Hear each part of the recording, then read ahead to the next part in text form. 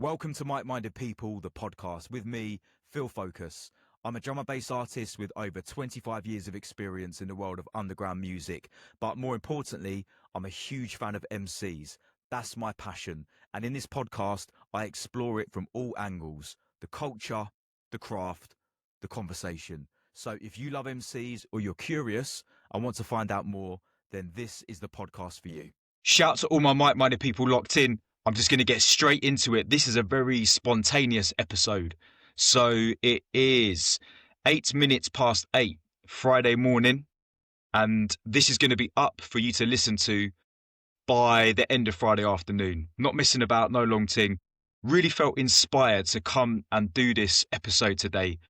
Basically because something magical and amazing has happened that will undoubtedly go down in history as part of a fantastic moment in MC culture, and I would say is already that.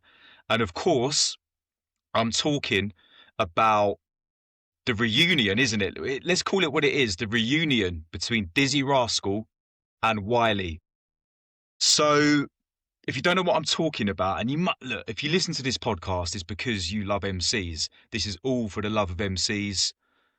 And you must be living under a flipping rock if you don't know this has happened. But as ever, I like to imagine there's someone listening who has no idea what I'm talking about, and I like to break it down for them. So, courtesy of DJ Mak 10, a video went up online, I think it was Thursday last week, so just over a week ago, where it's a video of an event where Dizzee, Rascal and Wiley are MCing back to back with DJ Mak 10 on the decks, and the setup is underneath a bridge somewhere in East London, you know, like a road going underneath a bridge. I think one of them says that it's in Newham, or it's in a part of East London anyway. So, you know, from the area that they're from, more or less. So a proper authentic. It's all the decks set up underneath this bridge with graffiti and stuff in the background, and like hundreds of people just packed in, just standing on the street listening. I don't know how they went about. I'd love to actually know how they went about organising this. I'm assuming it was like a licensed thing, right? Anyway, who cares about that? That is far from the most interesting thing about this. So let's just firstly reflect on that for a moment. Dizzee Rascal and Wiley back together. And not just some bullshit like 2-minute thing for like a TV channel or some interview or something like that. This is proper going in, back to back, one microphone, passing it to each other. As soon as one of them is about to, you know, like proper old, like pirate style, radio style, as soon as one of them is about to finish his bars, the next one's leaning in, ready to take the mic off. Like, I love that. That's what I would call hand-to-hand MCing. What a moment. I mean, how people found out about this happening, I would love to know how this came about, because, like, was it a ticket thing? Was it invite only? Was it like just if you know type thing? Because I would have dropped everything I was doing to go to this. Trust me. So, in some respects, all you really need to know is that if you go on YouTube and you search up Mak 10, M-A-K, DJ Mak 10, on his channel, I believe it's on his channel, I'm certain it's on his channel, but all just type in Dizzee and Wiley. It's going to be the first thing that comes up, right? It has to be. Go and watch it. I think it's only like 20 minutes, but I say only. What a 20 minutes it is. Go and watch it. And almost, I could just wrap this up now, just say, this is a moment in time. This is a moment in history. This is one of the greatest things that's happened for MC culture. UK legends coming together. It's sick. It's amazing. Go and watch it. See you next time. Do you know what I mean? That could be the end of the podcast, but that would be a pretty crap episode. I do want to keep this one, I always say this, I want to keep it punchy, short and sweet kind of vibes. I'm just going with the flow. But being a nerd and a geek and someone that just loves this stuff, then I want to wouldn't say commentate's the right word. I just want to talk about it for a bit. I'm probably going to end up dissecting it. I'm a bit of a deep thinker sometimes. I'm going to dissect it a little bit and give a bit of an appraisal. Again, is that the right word? But really, I do want to just re-emphasize the point. All that actually really matters is that you go and watch and enjoy. It is as simple as that, and really is no deeper than that. This is sick. But like I said, let me let me indulge myself and let me pull it apart. So context. It's always good to have context, isn't it? Mac 10, legendary grime DJ, was the original DJ for Nasty Crew. Nasty Crew were one of the, first wave grime pioneers. It's of course the crew that spawned Footsie, DEE. Dizzee was actually part of it for a little while, but he wasn't. I don't think he was ever really considered like one of the core members. Oh God, who else? I'm putting myself on the spot now. Kano, Monkey, they were in it. Obviously Marcus Nasty, Stormin. Wow, R.I.P. Stormin was one of the founding members for sure, and obviously Armour was in it as well. There was others, and like happens a lot of the time with crews, people kind of come in and then some members leave or go to another crew or they fall out or whatever. New people come in, so the crew transformed and changed over time, and there were newer members like so Mac 10 and Marcus Nasty are brothers. I think Mac 10 is the oldest brother. Don't quote me on that, but they're brothers anyway. And then some of their younger brothers ended up being in the crew. Little Nasty, Little Nas, Criminal. Are they brothers as well? I think they're all part of the same family. But they're obviously very tight knit and from the same area and part of the same group of friends. But I do think they're all brothers. But anyway, Nasty Crew. That's where Mac 10 really became famous. These are legendary crews. All the people I'm talking about in this episode are legends. And I would say UK legends, but really that is doing them a disservice because they're global legends. These are people that are, if the culture is like a tapestry, then they're the threads of the tapestry. They're woven into this stuff, never to be removed or replaced, right? So that's Mac 10. And he is an interesting character in himself. He talks very openly. He's been on lots of podcasts and stuff recently and doing his, so much for the culture. He's, I think, to be honest with you, and again, I'm happy to stand corrected, whatever, but he was doing the similar thing to like what DJ AG does at the moment. So AG has absolutely smashed it in the last year or so, I think, by pretty much taking decks outside, setting up outside King's Cross Station in London and getting MCs to come down and perform and freestyle, and like big crowds end up forming, hundreds of people.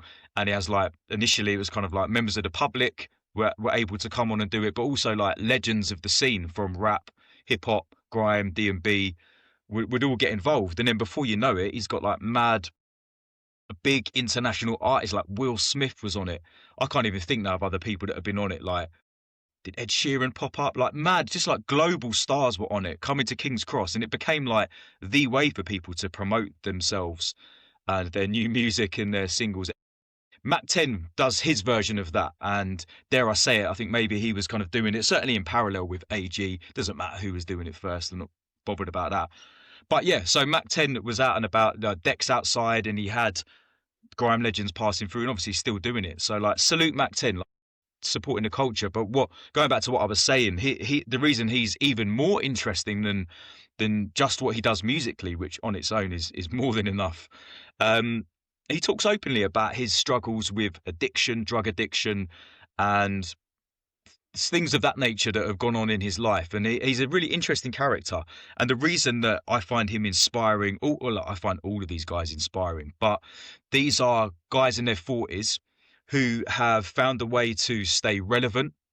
And I don't know if I would say reinvent themselves. Maybe that's not the right terminology, but the way I see it, from the outside looking in, reignited their passion. It's easy to sometimes, the older you get, it's easy to let some of these things go, and things happen in life and you could go down different pathways. So Mac 10 represents to me truly someone that has found a way to reconnect, tap into his passion. That's what it looks like to me, and it's fantastic to see. He's doing some amazing stuff. So that's Mac 10, and like I say, he's the DJ in this set that I'm picking apart and loving and talking about and just getting into. So you've then got Dizzee and Wiley. Now, do we need to even explain who they are? But like I say, let's get into a bit of the context around it, because Dizzee and Wiley are two of, if not the greatest grime MCs ever. And they came to the forefront in, the end of the 90s, going into the early 2000s. Garage was changing. The garage sound was starting to metamorphosize into something different. The garage scene didn't really cater. It's always had MCs, but they were more your host kind of vibe, party MCs. And obviously there were certainly lyrical MCs within the mix.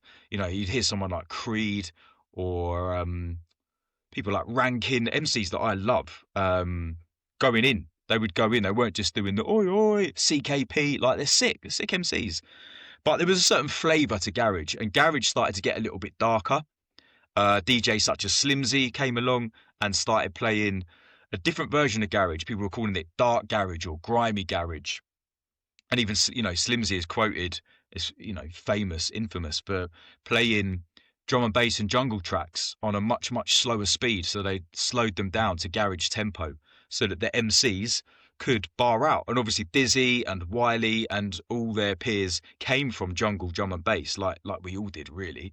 And he would play, Slimzy would play tunes specifically for the MCs to go crazy on. And Dizzee and Wiley were at the front of that. So what was getting referred to as dark garage or grimy garage, started to change into grime. And this isn't a grime history lesson. So it's just suffice to say that at some point, people will have their own opinions and the timelines and the tunes and whatever. At some point, grime was born, and boom, there you go. Dizzee and Wiley were at the forefront of that.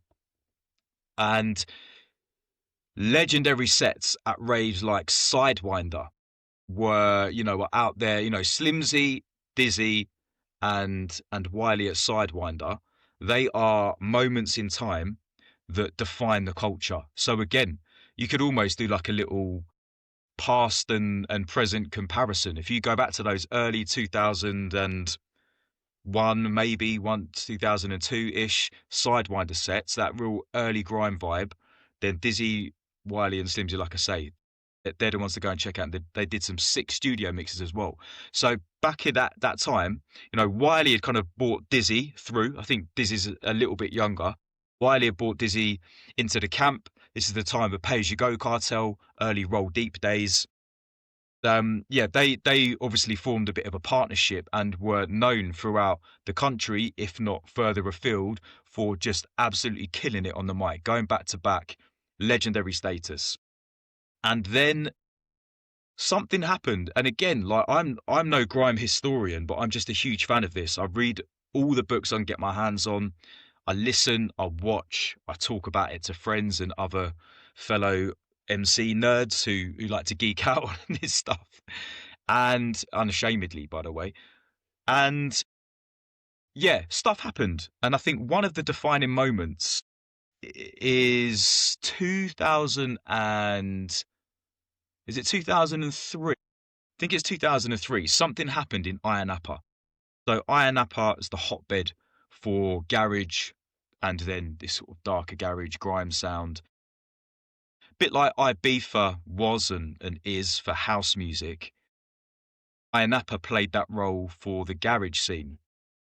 So all the garage crews and artists, DJs, MCs and scene basically were kind of going out to Ayia Napa as the hotbed, like I say.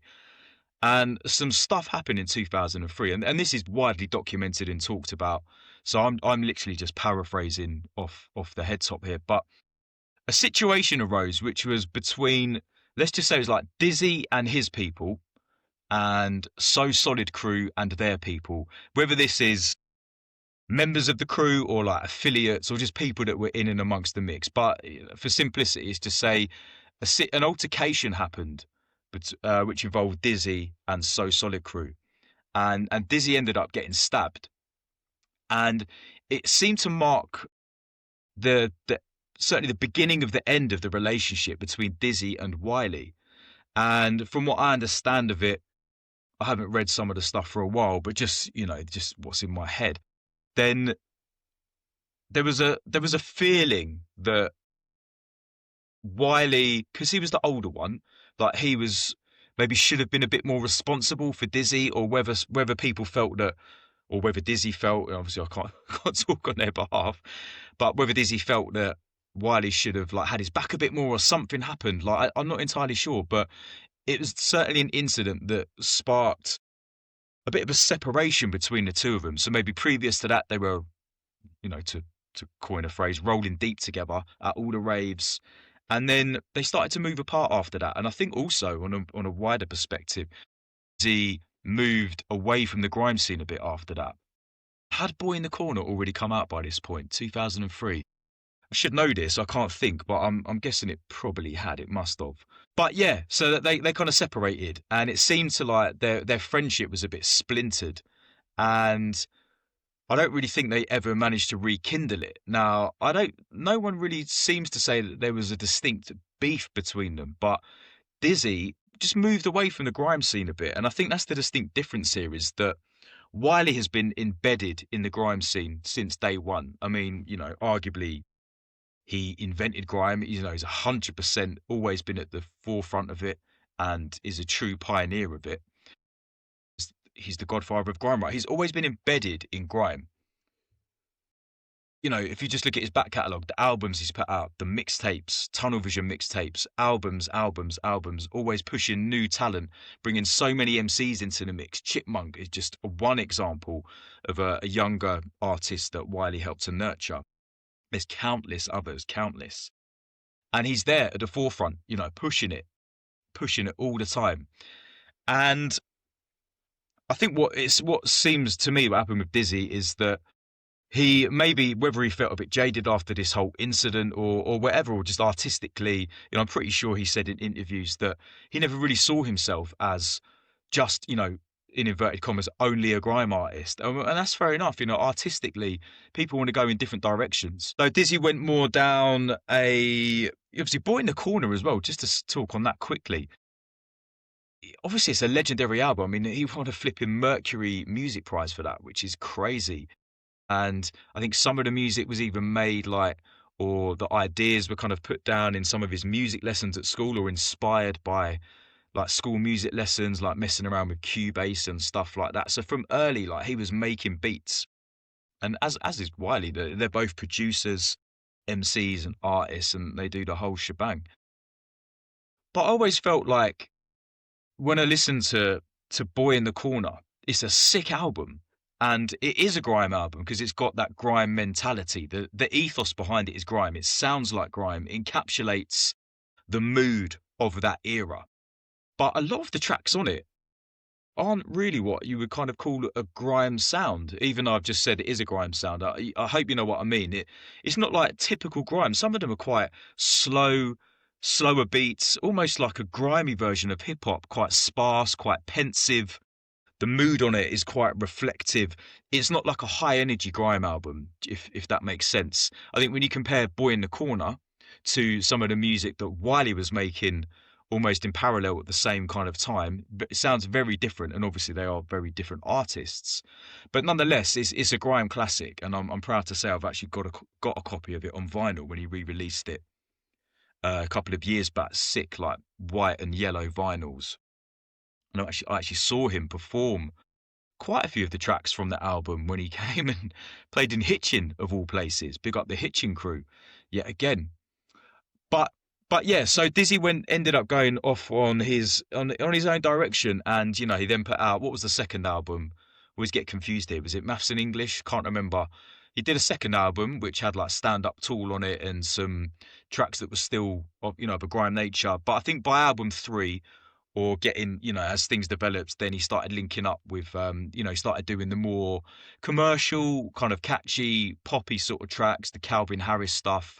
obviously linked with Armand van Helden, was it, on Bonkers? I think it was him, which is mad, isn't it? And then boom, like he's gone. He's a huge star doing a whole different. It was no longer grime, was it? But what I love about that is that he could still cut it up every now and again. He would just drop in and do a set with someone, or he would just release something for their heads. So it's never been about his skills. Obviously, it's totally not up for debate that Dizzee is one of the coldest out there, and he could easily, anytime he wanted to, he could put a grime track on and just annihilate it. But he just chose to artistically go in a different direction. And I'm just talking all of this stuff for context, really. Going to come back to the actual reunion set in a minute. So we talked about Mac 10, talked about Dizzee, and then Dizzee's, he's ended up going over to America, just doing all this stuff. He's even for people that, ask someone who's probably never, they don't even know what grime is necessarily. Have you heard of Dizzee Rascal? They'll be like, oh yeah, it's a household name kind of vibe, isn't it? Whereas Wiley, to a degree, is a household name because, let's have it right, Wiley went off and he was at #1 singles, right, with as part of Roll Deep and like all the Heatwave stuff. Wiley has little forays into the mainstream with stuff that, it's a bit cheesy. Some of it's a bit cheesier, and he's obviously done it to hit that mainstream market. But fair play, them guys are on top of the pops. They had #1 singles, and I totally understand why he wanted to do that. But you can never argue that Wiley has always been there for the underground, even when he was doing your Heat Waves and your top of the pop stuff. He's there for the underground. He's on the street, cutting it up with freestyles. He's dropping mixtapes. He's just doing mad stuff, like just putting music out there for free. Just wasn't there a thing where he put like a whole album up online, just let people have it for free? Like, doesn't give a fuck, basically. He's not trying to or it looks like to me, he's not trying to butter up to the industry. I mean, look, we all know really that Wiley is kind of anti-industry to a degree, right? He doesn't sort of hold back when he talks about the music industry and some of the fuckeries that go on within it. So yeah, he's an underground leader, and I think maybe that's the difference where Wiley, where Dizzee kind of went that way, Wiley went that way, and just embedded himself even deeper in the culture. But when it comes to sick MCs, you can take nothing away from either of these guys, and that for me goes on a worldwide basis. This is beyond, but yeah, for UK MCs, that forget all that. MCs worldwide, these two are goats. Yeah. So that gives you a bit of context. But so yeah, during this period, then they sort of went their separate ways, and I just had a quick look at this before I started recording the podcast just to refresh my memory. There's a tune that Wiley did on one of his albums. I think it's Playtime Is Over. But anyways, his album that came out in 2007, believe that's maybe his second album, but he's done so much. I mean, his back catalogue is insane. He's done so much that I'm sure he's done a million mixtapes before he even put that out. And let's not forget the radio. Like, I'm talking about albums and mixtapes. That's all the commercial stuff, in the sense that they're commercial releases. They're released on labels in order to sell records and now get streams to generate revenue. Let's not forget the countless thousands of hours both of them and Mac 10 have done on pirate radio. To me, that's the most exciting. If you want to see these guys at their best, forget the albums, no disrespect. The albums never really capture the essence of the true MC, in my eyes. If you really want to hear and see these guys at their absolute best, find the YouTube, go on YouTube or SoundCloud or whatever, find the sets from the early 2000s, find the Deja Vu sets, find the Rinse FM sets, Dizzee, Nasty Crew, Wiley, Mac 10, etc. Like, they have done countless thousands of hours on radio, and then let's not forget the live stuff in the clubs. every weekend, just shelling raves, club scene. So this goes beyond albums and all the rest of it. But yeah, 2007, Wiley's album Playtime Is Over. There's a track on there called Letter to Dizzee. So it's really short. Some of the Wiley tracks are really short, like less than 2 minutes. They're just little snapshots. But I just quickly listened to it, and yeah, it's just interesting, man. He's basically just saying what's going on. It's very. This is what I love about Wiley. I feel like he wears his heart on his sleeves, very transparent. He's basically just saying, "What's going on, Dylan? We haven't spoken for a long time. Hope you're cool. When's your next album dropping? You know." It's just like an honest snapshot of what was going on then. And like I said, I feel like they didn't really have like a specific beef. I think maybe there was some like messages exchanged in more recent years on Twitter or some shit. I can't remember. That could have been some other MCs. I don't really care about that. There was no obvious dissing, slanging match. It just happened. Do you know what I mean? And you know that who knows about the legendary, iconic photo of Dizzee and Wiley in front of what they call the three flats.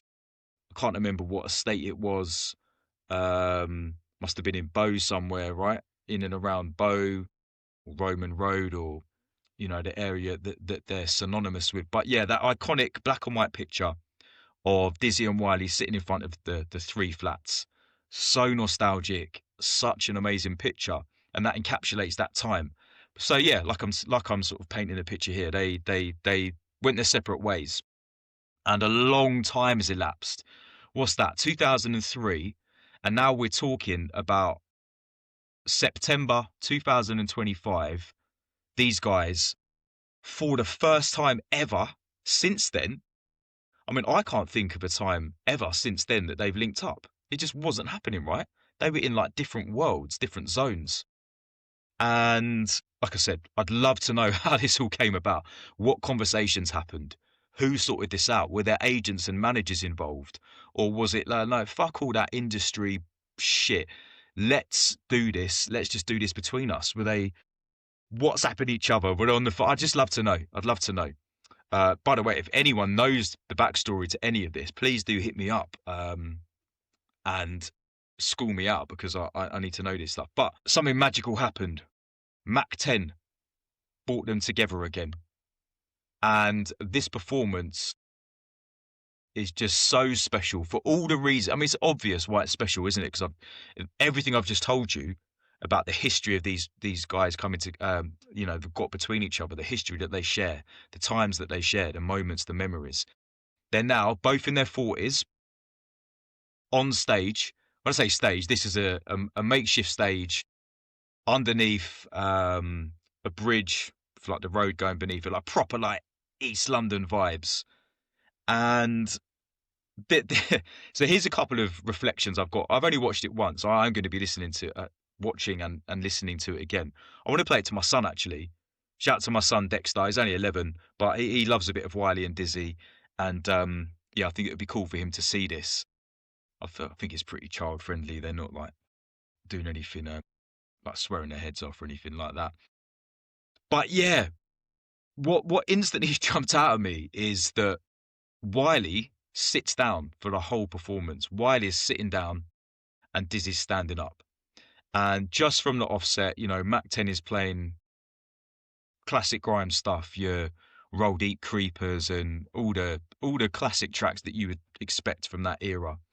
And it's just, what else could it be other than reload bars? But really, pretty much every bar that Dizzee and Wiley have, they've got countless reload bars. And that they could take it in all sorts of directions. I know Wiley's got tons of lyrics as well that, he's obviously writes a lot. He's got lyrics that aren't maybe the ones, the most popular ones, but he's got reload bars galore. Dizzee, so many reload bars. So they're just going in, reload. And like I said at the beginning of this chat with myself and you guys, is that it's not like there's two mics and they've planned it out or anything like that. Nah, one mic.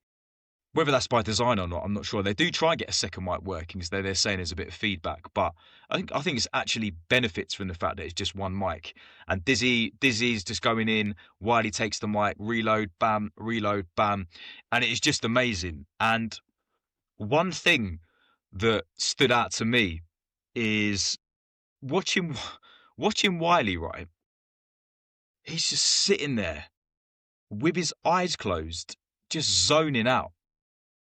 But then when he opens his eyes, it's just so genuine, like, and authentic. And he's just like looks up and he's like shouting at people in the crowd. Like, neither of them, they're not trying too hard. They don't need to, because even though it's been like so many years since they've done this, they're veterans. Like, and obviously they've been active in their own way in between then. So neither of them have put the mic down or anything like that. But they can just tap straight back into that essence and that energy. And that's certainly what it looks like to me. You know, how they found the whole experience would be really interesting. Maybe there are interviews. I haven't watched anything other than the actual set. And it is only 20 minutes, but it's firing. So yeah, Wiley just going into that zone, sitting there, truly connected to the music. And there's a bit where he goes away from like the classic Wiley reload bars, and he spits a few like newer bits, or well, certainly bits that a little bit more off-piste. And then the other thing I noticed is that, again, as an MC myself, this is really inspiring. There's a bit halfway through where Dizzee has his phone out. Now, to me, I doubt like he's checking a text message or anything like that. To me, the reason he's got his phone out is because he's looking to see what bars he's going to do next. So if that is the case, that to me is sick. That is so liberating, because I think, well, actually, to be fair, I think within Grime, it's kind of accepted that people just get their phone out and look at the bars. But there is also this ego-related thing that you've got to know your bars off the top of your head, and if you don't, it's almost like cheating. I've never really believed in that, even though, as someone that enjoys freestyling, if I can't remember my pre-written bars, I'll just freestyle. If I'm doing a bar and I forget it halfway through, then I can just kind of go into a freestyle, and 9 times out of 10 it works.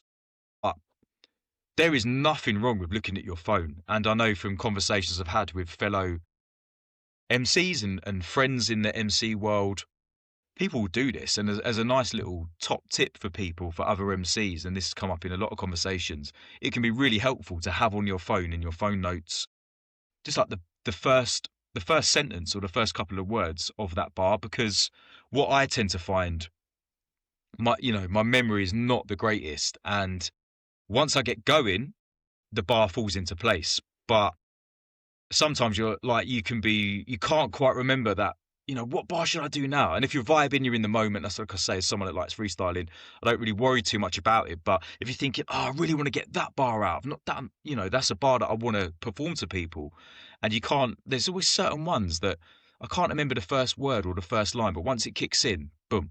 So it can be really helpful to have that on your phone. So I'm just wondering, what was Dizzee looking at?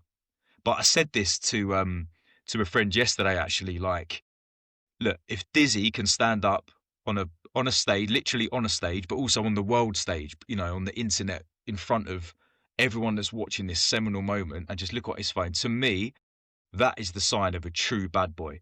I think that looking at your phone to remember your bars and not giving a shit, that's bad boy, that's gangster. Also, messing up a bar and not giving a shit, that's gangster. And I'm all about that. I love that. So yeah, big up. Dizzee, what were you looking at on your phone? Maybe I've got it completely wrong, but my gut feeling, my intuition is saying he was looking to see what bar to do next. Sick. And what else was I going to say about the set? I feel really like I could talk about it forever, but just flipping, after this episode, just go and watch it, man. It's so good. And they don't try and drag it out. Like, they could have gone on for longer, but it reaches a nice natural conclusion. And then what is sick is that Rico, another Grime legend, Rico Dan, roll deep, bad boy, absolute bad boy. Like, Rico to me is like I know it's annoying sometimes comparing people to other MCs, but it's just always I like having reference points. To me, Rico is like the Vibes Cartel of the UK. He's sick. And yeah, he just pops up out of nowhere, basically does like a couple of bars, gets a reload, does a couple of bars, and then he's like, yeah, I'm done. And just, that's it. Puts the mic down, does a little cameo pop-up performance. So yeah, man, the whole thing is amazing. Whew, take a breath. Talking, 35 minutes been talking about that. Now, just for a bit of fun, I realised this morning that a couple of years back, several years ago, I bought this little card game called Grime Wars. I'll hold it up to the camera. If you're watching this on YouTube, you can see that. Grime Wars. So this is top trumps for grime MCs. What a sick game. And to play this, we play this on like family holidays and stuff like that. But you know, the funny thing is, I thought, well, it'd be fun to wrap up this episode by just looking at the Grime Wars cards for Dizzee and Wiley. What was funny is when I pulled the pack out and I was looking through for the cards, they were next to each other in the pack, which I thought was quite sick. I don't know if I can... The lighting in the studio, I've got this kind of funky lighting. I might actually turn the light on for this bit so I can see it better. The writing's really small. So let me turn that light on quickly. So, the Dizzee Rascal one. Let me hold it up. Can't really see that very well. They're like cartoon pictures of the MCs, and it's got... God, I'll tell you what, the writing's hard to read, man. Dizzee Rascal. It says, stop that, start that, get that, what? Okay, sick. And then it says... God, I can't... Yeah, Bowie 3's Dizzee Rascal was the first grime artist to make it mainstream. Burst onto the scene under the tutelage of Wiley, who he later fell out with. His debut album, Boy in the Corner, is regarded by many as the best grime album of all time. So there you go. And then it breaks it down into 6 categories. Lyricism, 88. Loads, 94. So I assume this is out of 100. Clashing, 90. Flow, 91. Influence, 88. Energy, 82. So obviously, it's a high-ranking card, right? If you're going to, that's arguably a top trump, right? Big up the crew that used to play top trumps back in the day. I still enjoy a game of top trumps with Dexter. Okay, I can compare these in a sec. And then we've got Wiley. It's Wiley, and I'm getting them hyper. Yeah. Obviously, the little bit at the top is like one of their main reload bars. What does it say about Wiley? Wiley is widely accredited for being the chief pioneer of the genre, now referred to as grime. Hailing from Bowie 3, Wiley is considered by many to be the godfather of grime. Come on, considered by all. Wiley, I would change that to say Wiley is the godfather of grime. Simple as that. So I'm going to just turn the lights back because I prefer it like this. And then what have we got here? So lyricism, 75. Really? Okay. Reloads, 90. Flashing, 97. Energy. I think that's fair, although I would say lyricism for Wiley is higher than 75. Dizzee's 88. Wiley's lyricism is higher than 75. Anyway, can't please everyone, can you? But yeah, I love that one. Clashing, 97. Wiley, the warlord, right? Oh, how many people used to send for Wiley on a weekly basis? And I've mentioned this before, but if you go and listen to Logan Sama's, what's it called? War Report. So sick. But it's basically where Logan Sama, again, another seminal legendary grime DJ, used to represent on Kiss FM as well as all the pirates. He put this mixtape together, which was all the war dubs that were getting sent around at the time, MCs clashing each other, calling each other out.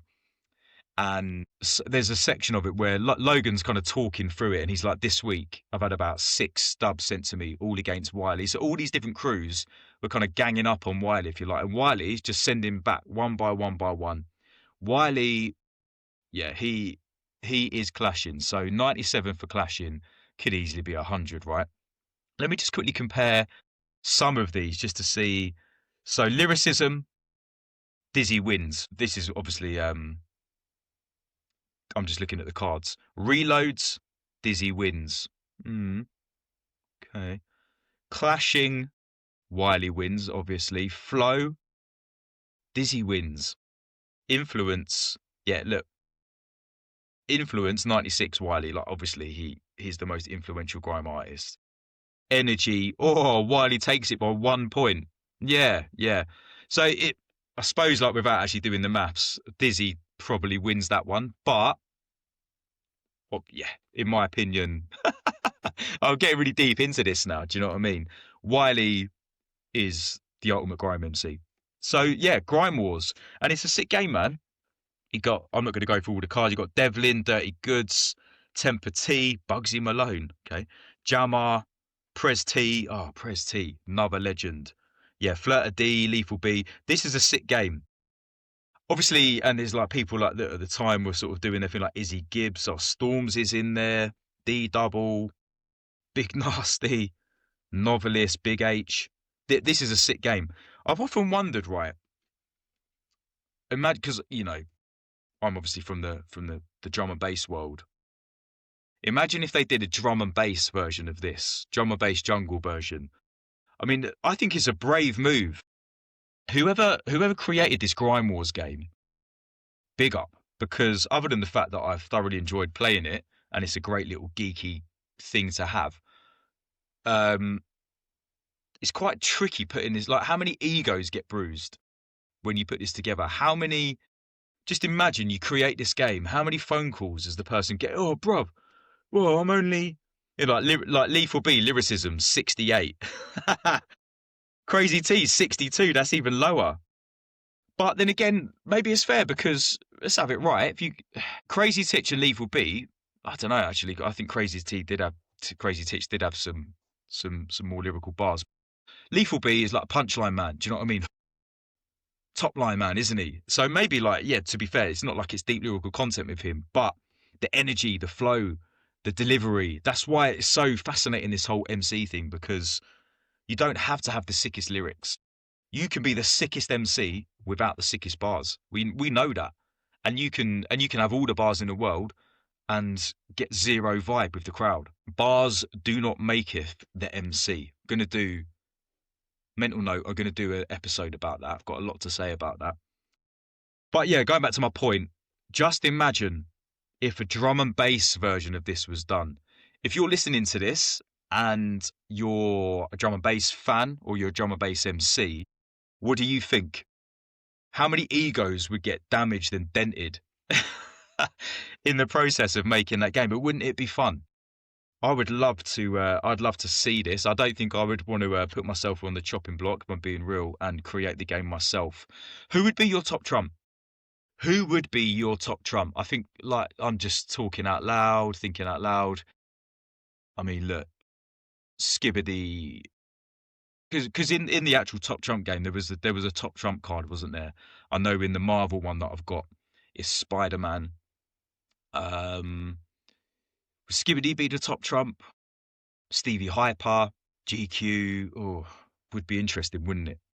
So yeah, floating the idea. Is there a brave entrepreneur out there who wants to do the drum and bass jungle version of Grime Wars?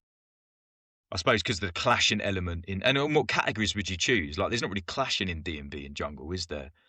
Tism, reloads, flow, influence, energy. Maybe it would be like crowd hype, something like that. So yeah, I'd love to see it as a fan. Also, it's not an easy project, is it? Because I'm not going to count the cards, but there's like 25, 30 cards here. So you've got to think of 30. You've got to go through. Well, it's not that hard to get 30 MCs. But it's just different, isn't it? The way the MC is held up in Grime is very different to the way the MC is represented within drum and bass jungle. That in itself is another episode. I'm going to get deep into that topic another time. So yeah, we wrap it up there. One thing I was going to say is an apology, actually, because in a lot of these episodes, I make a point of saying, send me your ultimate MC cipher. Because when I have guests on, the question I always ask every guest is, pick your 5 MCs to go into your ultimate MC cipher. Past, present, dead or alive, any genre. And I like to put this out to the listeners. And last time I did it, I did a story on Instagram. The Instagram for the podcast is @MikeMindedPeople. So please go follow that if you don't already. Just trying to build this and grow this from the ground up, bit by bit. So big up the crew supporting. But yeah, 5 or 6 people sent me their ciphers. I was like, sick, I'm going to do this on the next episode. And then I opened the Instagram today. I'll open it now. And on Instagram Messenger, there's there's like two different categories of message. There's general, there's primary, general, and requests. And they went into the requests one, and I just thought, oh, that's cool. I don't really understand what the difference is necessarily, but I thought I'll just leave them there until I do that show. And then I've gone to look at it today, and they've all disappeared. So apologies to anyone. I know Visionobi had sent me something through, Illustrate had sent me something through, and a few other listeners. I apologise. And if you hear this, please do resend them to me, and I will ensure this time around I save the message or do whatever I've got to do to make that happen. So yeah, apologies. And then big ups. I want to big up. It's a funny one, this, because I've got a listener, right, who wants to remain anonymous. So I will of course respect their request. But I've got one particular listener who listens to every single episode and messages me after they've listened to give me their feedback, tell me what they liked about the episode, even like things they didn't like, which I think fair play, like I rate that. But generally speaking, it's things they liked, things they enjoyed about the episode, who they'd like to hear me speak to, and just feedback. Do you know what I mean? Someone bothering to take the time to do that means so much. I'm not getting lost in the listening figures for this podcast. In fact, other than the email that I get from Podbean, which tells me how many downloads I've had, I have not checked the numbers on Spotify or Spotify or Apple yet. I will do at some point. I'm going to hit 20 episodes and then I might check it out. Obviously, you can look on YouTube and see what the views are, but I'm not. This to me is a listening podcast. I'm putting it on YouTube just because I thought I might as well. It might help reach an extra few people. I'm recording it on video anyway, so there's no skin off my nose. But yeah, I don't know what the numbers are, but to me, the fact that one person out there is really enjoying this podcast and bothers to message me, then that's sick. I love that. So you know who you are. I know you're hearing this. I'm not going to say your name. You know you are. Big up and thank you. And also, this is tricky now because I've been out and about. I've been really busy with gigs over the last couple of months, and every time I've been out, at least one person has come up to me and said, "Oh, I'm really enjoying the podcast. Really enjoyed that episode, that conversation." But I can't name people because I just can't remember who I've spoken to, who I haven't. When I go out and about, I'm not one of these artists that turns up and head down, just does my set and then fucks off again. I mean, I sometimes used to do. There's nothing wrong with that. I used to do that sometimes. But I chat to a lot of people these days. I'm there and I'm chatting and all sorts of stuff going on. I just can't really remember. But if you listen to this, thank you. That's basically what I'm saying. And I'm going to give one special big up as well. I want to shout out MC AD. He's a friend of the podcast. He's been on the podcast, so go back and listen to the AD episode. Go back and listen to all the episodes, right? I only get people on here that I want to speak to. So all the guests are amazing. Go back and listen to all the previous episodes. But AD is kind of going out of his way to support the podcast and just give it a bit of a boost, essentially. And I massively appreciate that. So AD, big up your chest. Everyone else, big up your chest. Until next time, I'm going to sign out. Send me your ultimate MC ciphers. I promise this time I won't lose them.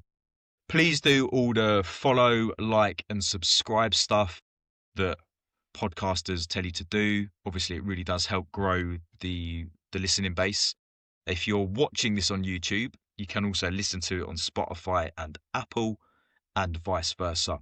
So yeah, until next time, I'm going to go in, quickly sort this, top and tail this episode and then get it ready so that it's up online a bit later today. Have a great weekend, everyone, wherever you're up to, wherever you're at listening to this, then big up. I'm out. Peace.